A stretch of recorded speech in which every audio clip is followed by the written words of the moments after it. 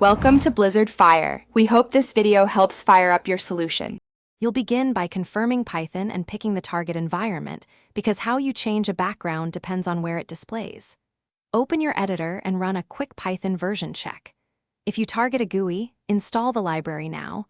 For tkinter, it's usually bundled. For pyqt, run pip install pyqt5. Once done, create a minimal script file and import the module you'll use. This step gets you straight to actionable code without wasted setup. Now implement the color change directly in code so you see immediate results and understand why each approach differs. For terminals, use Colorama.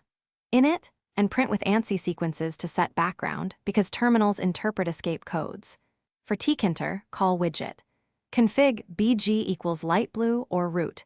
Configure bg equals #rrggbb to alter the container. This changes the widget palette. For pyqt, apply set style sheet, background color, #rrggbb. Finish by testing the implementation and understanding common failures so you can fix them quickly. Run the script on each platform or terminal to confirm behavior differences. Some terminals don't support true color. Make sure you use the correct color format, named color, hex, or an RGB tuple, because mismatches produce no visible change. If the background doesn't update, force a widget refresh or check for conflicting stylesheet rules or theme managers. Resolving these explains why the first attempt might silently fail.